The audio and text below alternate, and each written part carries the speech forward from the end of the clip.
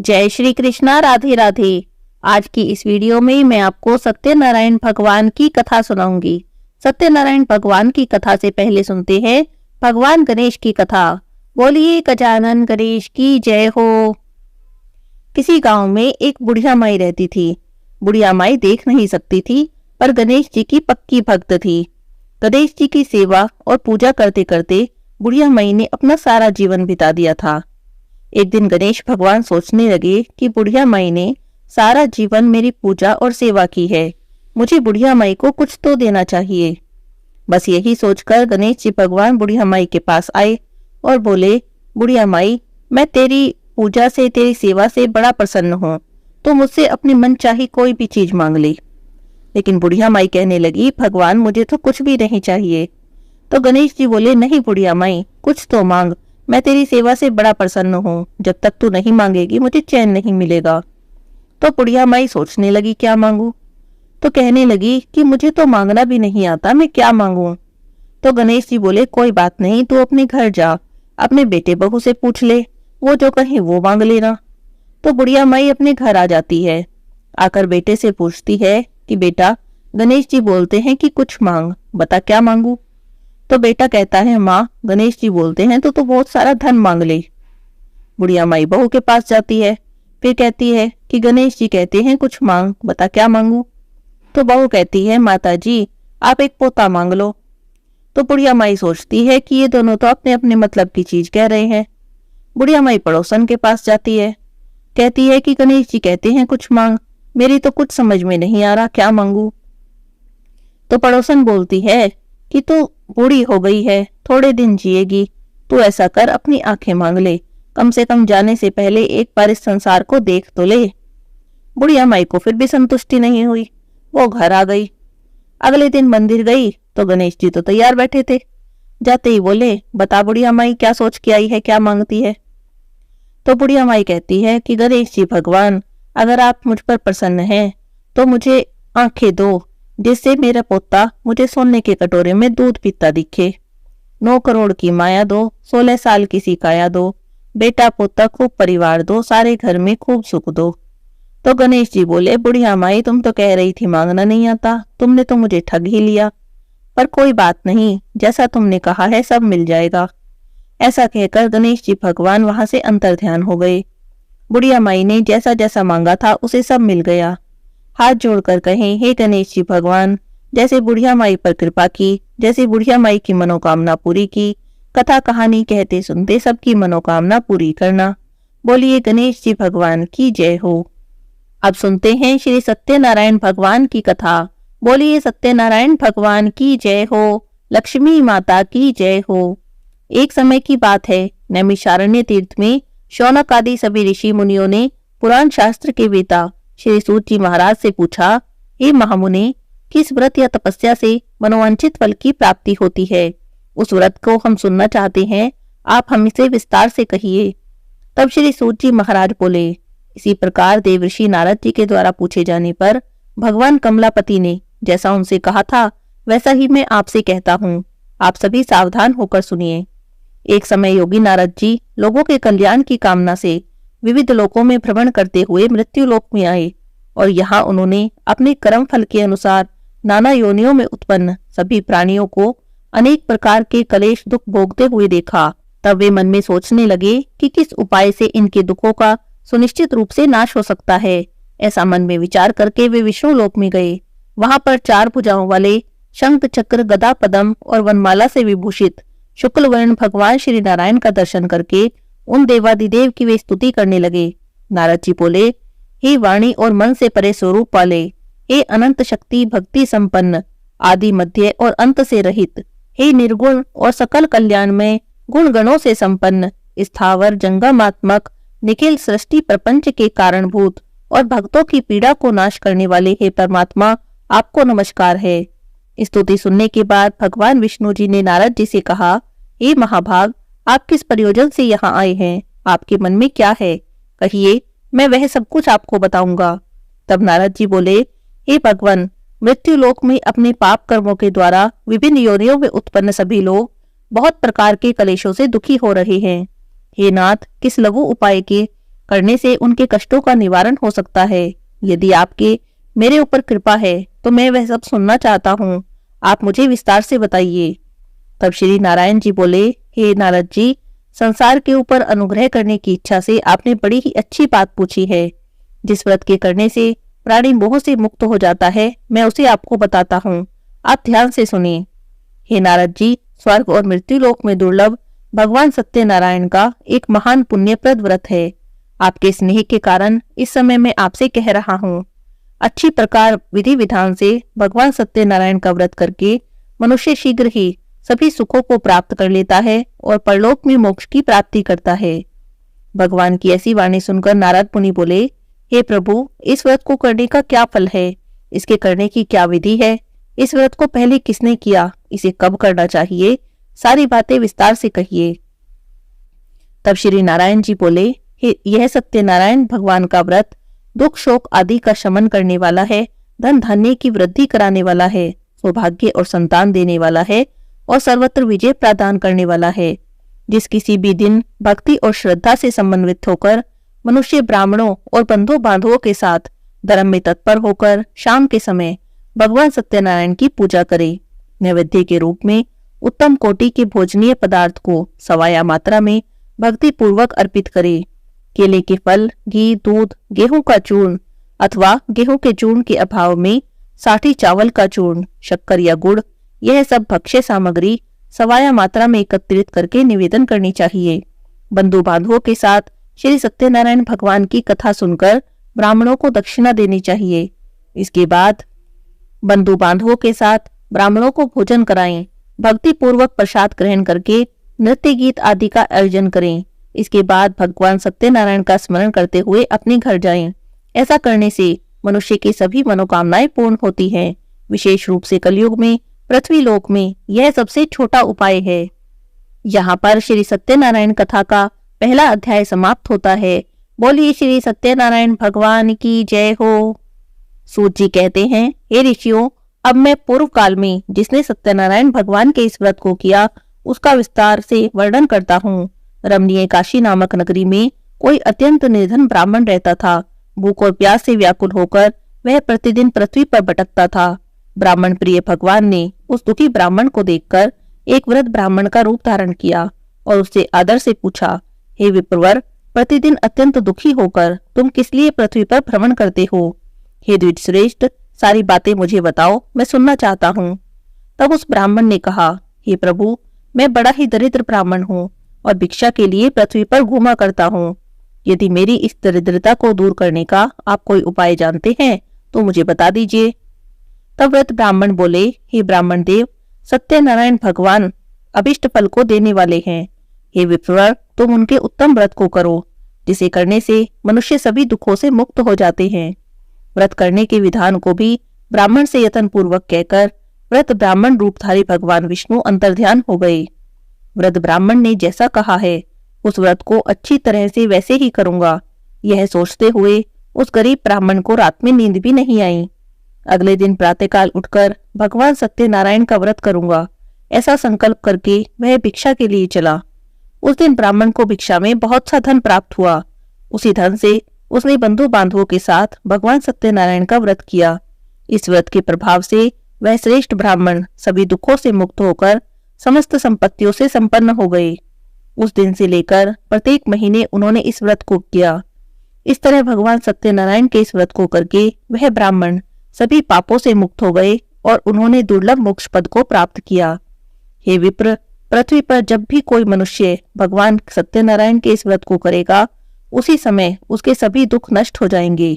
हे ब्राह्मणों, इस प्रकार भगवान नारायण ने महात्मा नारद जी से जो कुछ कहा था वो मैंने आप लोगों से कह दिया। अब और आगे मैं क्या कहूँ? हे मुने, इस पृथ्वी पर उस ब्राह्मण से सुने हुए इस व्रत को किसने किया वह भी हम सब सुनना चाहते हैं। इस व्रत पर हमारी अटूट श्रद्धा हो रही है। तब श्री सूत जी महाराज बोले, हे ऋषियों, पृथ्वी पर जिसने इस व्रत को किया उसे आप लोग सुने। एक बार वह ब्राह्मण अपनी धन संपत्ति के अनुसार बंधु बांधवों और परिवारजनों के साथ व्रत करने के लिए उदित हुआ। इसी बीच एक लकड़हारा वहां पर आ जाता है। लकड़ी बाहर रखकर वह उस ब्राह्मण के घर में जाता है। प्यास से व्याकुल वह ब्राह्मण को व्रत करते हुए देखकर प्रणाम करके उससे कहता है कि हे प्रभु, आप ये क्या कर रहे हैं? इसके करने से किस फल की प्राप्ति होती है? इसकी विधि मुझसे विस्तार से कहिए। तब ब्राह्मण बोले कि यह भगवान सत्यनारायण का व्रत है, जो सभी मनोकामनाओं को पूरी करने वाला है। उसी व्रत के प्रभाव से मुझे यह सब धन धान्य प्राप्त हुआ है। तब उस लक्कड़हारे ने भी वहीं पर बैठकर भगवान सत्यनारायण की व्रत कथा सुनी। जल पीकर प्रसाद ग्रहण करके लक्कड़हारा चला गया। सत्यनारायण भगवान के लिए मन में सोचने लगा कि आज लकड़ी बेचने से जो भी धन प्राप्त होगा, उसी धन से भगवान सत्यनारायण का व्रत करूंगा। इस तरह मन में चिंतन करता हुआ लकड़ी के गट्ठर को अपने सर पर रखकर सुंदर नगर में गया, जहां पर धन संपन्न लोग रहते थे। उस दिन उसने लकड़ी का दुगना मूल्य प्राप्त किया। प्रसन्न हृदय से वापस लौटकर पके हुए केले का फल, शर्करा, घी, दूध, गेहूं का चूर्ण सवाया मात्रा में लेकर अपने घर आया। उसके बाद उसने बंधु बांधवों को बुलाया और विधि विधान से भगवान श्री सत्यनारायण का व्रत किया। भगवान सत्यनारायण के व्रत के इस प्रभाव से वह धन और पुत्र से संपन्न हो गया। इस लोक में अनेक सुखों को भोग करके भगवान श्री सत्यनारायण के व्रत के प्रभाव से अंत समय में उसे वैकुंठ की प्राप्ति हुई। यहाँ पर श्री सत्यनारायण भगवान की कथा के दूसरे अध्याय की समाप्ति होती है। बोलिए श्री सत्यनारायण भगवान की जय हो। श्री सूत जी महाराज बोले, हे ऋषियों, अब मैं आपसे आगे की कथा कहता हूँ, आप ध्यान से सुने। प्राचीन काल में उल्कामुख नाम का एक राजा था। वह जितेंद्रिय, सत्यवादी और बुद्धिमान था। वह राजा प्रतिदिन देवालय में जाता, ब्राह्मणों को धन देकर संतुष्ट करता। कमल के समान मुख वाली उसकी धर्मपत्नी थी, जो शील, विनय, सौंदर्य आदि गुणों से संपन्न थी और पति पारायण थी। एक दिन राजा अपनी धर्मपत्नी के साथ भद्रशिला नदी के तट पर श्री सत्यनारायण भगवान का व्रत कर रहा था। उसी समय व्यापार के लिए अनेक प्रकार की पुष्कल धनराशि से संपन्न एक साधु नाम का बनिया वहां पर आता है। भद्रशिला नदी के तट पर नाव को स्थापित करके वह राजा के पास जाता है और कहता है कि हे राजन, आप ये भक्ति युक्त चित्त से क्या कर रहे हैं? आप किस भगवान की पूजा कर रहे हैं और इस पूजा को करने से किस फल की प्राप्ति होती है? कृपा कर सब बताइए, मैं इस समय सुनना चाहता हूँ। तब राजा ने कहा, हे साधु, पुत्र आदि की प्राप्ति की कामना से अपने बंधु बांधवों के साथ मैं अतुल तेज संपन्न भगवान विष्णु का व्रत और पूजन कर रहा हूँ। राजा की बातें सुनकर साधु ने आदर से कहा, हे राजन, इस विषय में आप मुझे विस्तार से बताइए। आपके कहे अनुसार मैं भी व्रत और पूजन करूंगा। मुझे भी संतान नहीं है। इस व्रत को करने से मुझे भी अवश्य ही संतान की प्राप्ति होगी। ऐसा विचार कर वह व्यापार से निवृत्त होकर आनंद से अपने घर आया। उसने अपनी पत्नी से संतान प्राप्ति कराने वाले इस व्रत को विस्तार से बताया और कहा कि जब मुझे संतान की प्राप्ति होगी तब मैं भी इस व्रत को करूंगा। इस प्रकार का वचन उस साधु ने अपनी पत्नी लीलावती से कहा। एक दिन उसकी लीलावती नाम की पत्नी पति के साथ आनंद चित्त से ऋतुकालीन धर्माचरण में प्रवृत्त हुई और भगवान श्री सत्यनारायण की कृपा से वह गर्भवती हुई। 10वें महीने में उसे एक कन्या रत्न की प्राप्ति हुई। वह कन्या शुक्ल पक्ष के चंद्रमा की भांति दिन प्रतिदिन बढ़ने लगी। उस कन्या का नाम कलावती रखा गया। इसके बाद एक दिन लीलावती ने अपने स्वामी से मधुरवाणी में कहा कि आपने पूर्व में श्री सत्यनारायण भगवान के व्रत को करने का संकल्प किया था, आप इस व्रत को क्यों नहीं कर रहे हैं? तब साधु बोला, हे प्रिय, इस कन्या के विवाह के समय मैं इस व्रत को करूंगा। इस तरह अपनी पत्नी को भली भांति आश्वस्त करके वह व्यापार करने के लिए नगर की ओर चला। इधर कन्या कलावती पिता के घर में बड़ी होने लगी। एक दिन उस वैश्य ने सखियों के साथ खेलती हुई अपनी कन्या को देखकर सोचा कि मेरी कन्या अब विवाह के योग्य हो गई है, इसके लिए श्रेष्ठ वर की तलाश करनी चाहिए। ऐसा सोचकर उसने दूतों को भेजा। आज्ञा प्राप्त कर दूत कांचन नामक नगर में गए और वहां से एक वणिक पुत्र को लेकर आए। उस साधु ने उस वणिक के पुत्र को सुंदर और गुणों से संपन्न देखकर अपनी जाति के लोगों और बंधु बांधवों के साथ विचार विमर्श कर उस वणिक पुत्र के हाथ में अपनी कन्या का हाथ दे दिया। उस समय वह साधु बनिया दुर्भाग्य से भगवान का वह उत्तम व्रत करना भूल गया। पहले में किए संकल्प के अनुसार विवाह के समय व्रत न करने के कारण भगवान उससे रुष्ट हो गए। कन्या के विवाह के कुछ समय बाद व्यापार कर्म में कुशल वह साधु बनिया काल की प्रेरणा से अपने दामाद के साथ व्यापार करने के लिए समुद्र के समीप स्थित रत्नासारपुर नाम के सुंदर नगर में गया और अपने दामाद के साथ वहां पर व्यापार करने लगा। उसके बाद वे दोनों राजा चंद्रकेतु के रमणीय उस नगर में गए। उसी समय श्री सत्यनारायण भगवान ने उसे भ्रष्ट प्रतिज्ञा जानकर इसे दारुण और कठिन महान दुख प्राप्त होगा यह श्राप दे दिया। एक दिन एक चोर राजा चंद्रकेतु के धन को चुराकर वहीं आया जहां वे दोनों साधु और उसका दामाद थे। अपने पीछे दौड़ते हुए सैनिकों को देखकर भयभीत चित्त से वे चोर धन को वहीं छोड़कर शीघ्र ही छिप गए। थोड़ी देर बाद जब राजा के सैनिक वहां पर आए जहां पर वह साधु वैश्य था, राजा के धन को वहां देखकर उन दोनों को उन सैनिकों ने पकड़ लिया और हर्षपूर्वक दौड़ते हुए राजा के पास आए और बोले कि हम 2 चोरों को पकड़ लाए हैं, इन्हें देखकर आप आज्ञा दें। राजा की आज्ञा से दोनों ही दृढ़ता पूर्वक बांधकर बिना विचार किए ही महान कारागार में डाल दिए गए। भगवान सत्यनारायण की माया से किसी ने भी उन दोनों की बात नहीं सुनी। राजा चंद्रकेतु ने उन दोनों का धन भी ले लिया। भगवान के श्राप से वणिक के घर में भी उसकी पत्नी बहुत दुखी हो गई। उनके घर में सारा जो धन था वह चोरों ने चुरा लिया। लीलावती शारीरिक और मानसिक पीड़ा से युक्त, भूख और प्यास से दुखी होकर अन्न की चिंता से दर दर भटकने लगी। एक दिन की बात है, भूख प्यास से व्याकुल होकर कल्यावती कन्या भोजन के लिए इधर उधर घूम रही थी तो एक ब्राह्मण के घर में गई। वहां जाकर उसने श्री सत्यनारायण भगवान के व्रत और पूजन को देखा। वहां पर बैठकर उसने भगवान श्री सत्यनारायण की कथा सुनी और प्रसाद लिया। प्रसाद ग्रहण करके वह रात होने पर जब घर आई तब उसकी माता ने पूछा कि पुत्री, तुम इतनी देर से क्यों आई हो, तुम्हारे मन में क्या है? तब कलावती ने तुरंत अपनी माता से कहा, हे माँ, मैंने एक ब्राह्मण के घर में मनोरथ प्रदान करने वाला व्रत देखा है। कन्या की उस बात को सुनकर लीलावती व्रत करने को उद्यत हुई और प्रसन्न मन से उसने बंधु बांधवों के साथ भगवान श्री सत्यनारायण भगवान का व्रत किया और प्रार्थना की कि हे सत्यनारायण भगवान, आप मेरे पति और दामाद के अपराध को क्षमा करें, वे दोनों अपने घर शीघ्र ही आ जाएं। इस व्रत से भगवान सत्यनारायण प्रसन्न हुए और उन्होंने राजा चंद्रकेतु को स्वप्न में दर्शन दिए और कहा कि हे राजन, प्रातःकाल दोनों वणिकों को छोड़ दो और उनका सारा धन भी लौटा दो जो तुमने लिया है, अन्यथा राज्य, धन, पुत्र सहित तुम्हारा सर्वनाश कर दूंगा। राजा को सपने में ऐसा कहकर भगवान श्री सत्यनारायण अंतर्ध्यान हो गए। प्रातःकाल राजा ने अपने सभासदों के साथ सभा में बैठकर अपना स्वप्न लोगों को बताया और कहा कि दोनों बंदी वणिक पुत्रों को शीघ्र ही मुक्त कर दो। राजा की बातें सुनकर वे राजपुरुष दोनों महाजनों को बंधन मुक्त करके राजा के सामने लाकर विनय पूर्वक बोले, हे महाराज, बेड़ी बंधन से मुक्त करके दोनों वणिक पुत्रों को ले आए हैं। राजा के सामने आकर दोनों वणिक भय के कारण कुछ बोल न सके। तब राजा ने उन दोनों को देखकर आदर से कहा कि आप लोग भयभीत न हो, आप लोगों को प्रारब्धवश यह महान दुख प्राप्त हुआ है, इस समय भय का कोई कारण नहीं। ऐसा कहकर उनकी बेड़ी खुलवा दी और वस्त्र अलंकार आदि देकर उन्हें संतुष्ट किया।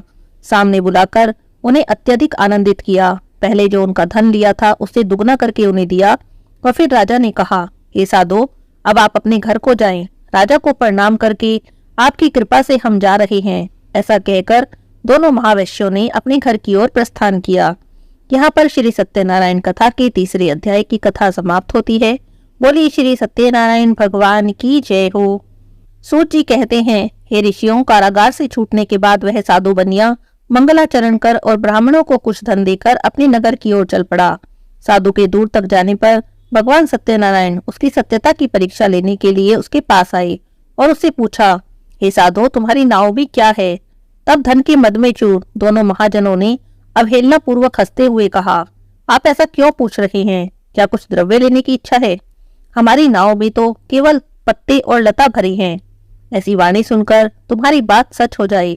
ऐसा कहकर दंडी सन्यासी का रूप धारण किए हुए भगवान कुछ दूर जाकर बैठ गए। दंडी के चले जाने पर नित्य क्रिया करने के बाद उतराई हुई अर्थात जल में ऊपर की ओर उठी हुई नौका को देखकर साधु आश्चर्य में पड़ गया। उसने जाकर देखा तो उसकी नौका में सचमुच लता पत्ते ही भरे थे। यह सब देखकर मूर्छित होकर पृथ्वी पर गिर पड़ा। कुछ देर बाद जब उसे चेतना आई तब चिंता करके रोने पीटने लगा। तब उसके दामाद ने कहा कि आप शोक क्यों करते हैं? ऐसा लगता है कि उस दंडी ने हमें श्राप दिया है। इस स्थिति में वे ही चाहे तो सब कुछ कर सकते हैं, अतः हमें उन्हीं की शरण में चलना चाहिए। वहीं जाकर हमारे मन की इच्छा पूरी होगी। दामाद की बातें सुनकर वह साधु बनिया दंडी के पास गया। दंडी को देखकर उसने भक्ति से आदर से प्रणाम किया और कहने लगा कि आपके सम्मुख मैंने जो भी कहा था उस असत्य भाषण के रूप में अपराध किया था।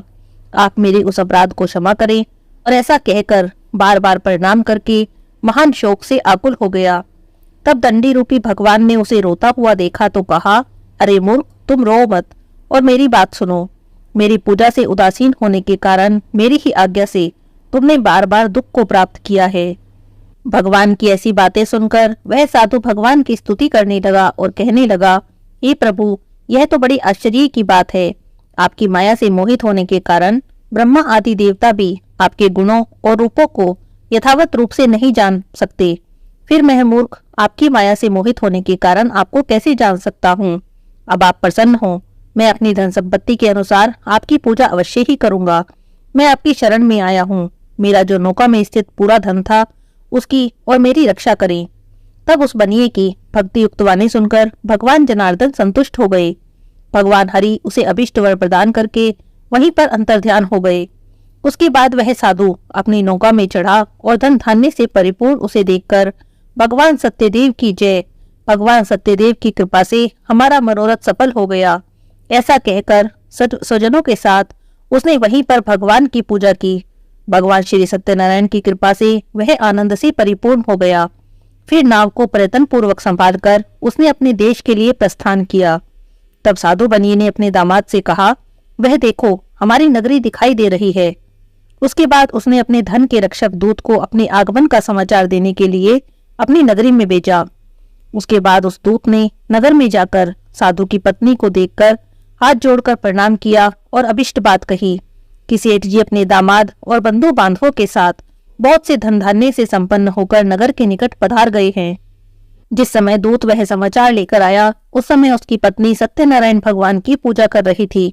तब वह अपनी पुत्री से बोली कि मैं अपने पति के दर्शन के लिए जा रही हूँ, तुम भी पूजा करके और प्रसाद ग्रहण करके शीघ्र ही आ जाना। माता का ऐसा वचन सुनकर पूजा समाप्त कर लेकिन बिना प्रसाद लिए ही कलावती भी अपने पति के दर्शन करने के लिए शीघ्रता से चल पड़ी। इससे भगवान श्री सत्यनारायण रुष्ट हो गए। उन्होंने उसके पति को, नौका को धन के साथ जल में डुबो दिया। इसके बाद कलावती कन्या अपने पति को न देखकर महान शोक से रुदन करती हुई पृथ्वी पर गिर गई।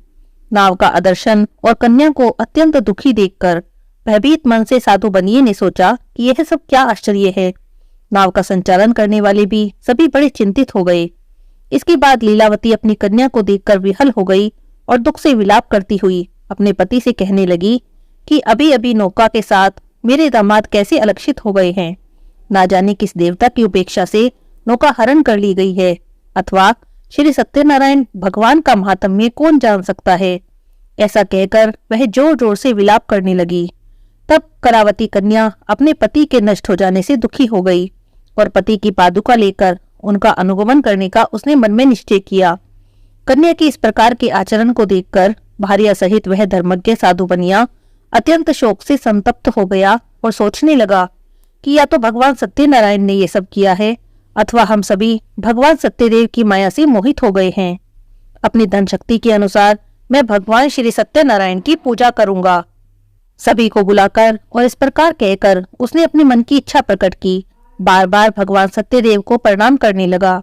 इससे दीनों के प्रतिपालक भगवान सत्यदेव प्रसन्न हो गए और उन्होंने कहा कि तुम्हारी कन्या प्रसाद छोड़कर अपने पति के दर्शन को आई है, इसी कारण उसका पति अदृश्य हो गया है। यदि घर जाकर प्रसाद ग्रहण करके आए तो हे साधु बनिया, तुम्हारी पुत्री पति को प्राप्त करेगी, इसमें जरा भी संशय नहीं है।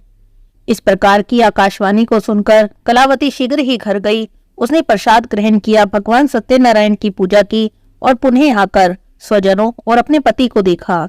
तब कलावती कन्या ने अपने पिता से कहा कि अब तो हमें घर चलना चाहिए, अब हम विलंब क्यों कर रहे हैं। कन्या की वह बातें सुनकर वह वणिक संतुष्ट हो गया। उसने वहीं पर विधि विधान से भगवान सत्यनारायण का पूजन किया और फिर वह धन और बंधु बांधवों के साथ अपने घर को गया। उसके बाद पूर्णिमा और संक्रांति पर्वों पर भगवान सत्यनारायण का पूजन करता रहा और इस लोक में अनेक सुखों को भोगकर अंत में वह सत्यपुर वैकुंठ लोक में चला गया। यहाँ पर सत्यनारायण भगवान की कथा के चौथे अध्याय की कथा समाप्त होती है।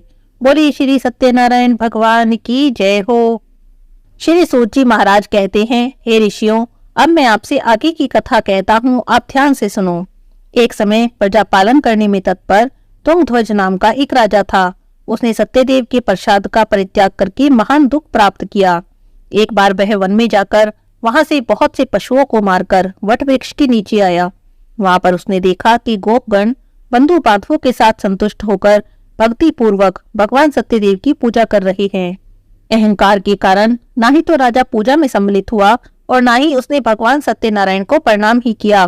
पूजन के बाद जब सभी गोपगण भगवान का प्रसाद लेकर राजा के समीप आए, तब उसने प्रसाद भी नहीं लिया और बिना प्रसाद ग्रहण किए ही अपने राज्य में लौटने लगा। इधर राजा को प्रसाद का परित्याग करने से महान दुख प्राप्त हुआ। उसका संपूर्ण धन धान्य, सभी पुत्र नष्ट हो गए। तब राजा ने मन में निश्चय किया कि अवश्य ही भगवान श्री सत्यनारायण की अवहेलना करने के कारण मुझे यह महान दुख प्राप्त हुआ है। इसीलिए मुझे वापस वहीं जाना चाहिए जहाँ श्री सत्यनारायण का पूजन हो रहा था। ऐसा मन में निश्चय करके राजा गोपगणों के समीप गया।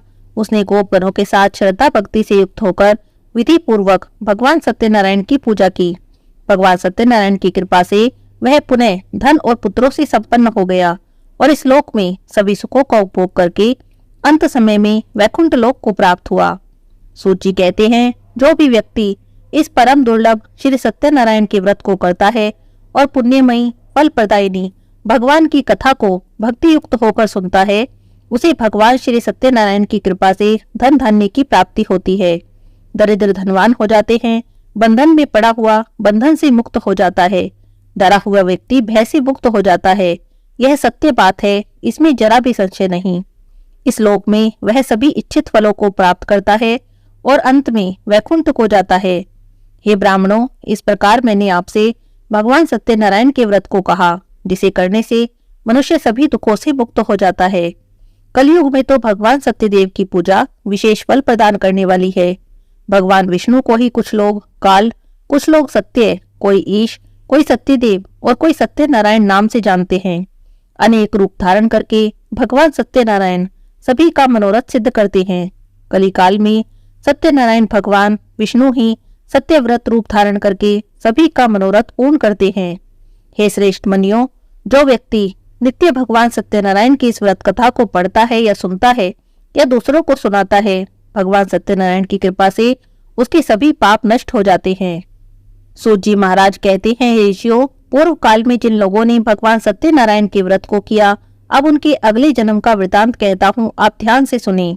महान प्रज्ञा संपन्न शतानंद नाम के ब्राह्मण सत्यनारायण व्रत करने के प्रभाव से दूसरे जन्म में सुदामा नाम के ब्राह्मण हुए और उस जन्म में भगवान श्री कृष्ण का ध्यान करके उन्होंने मोक्ष की प्राप्ति की।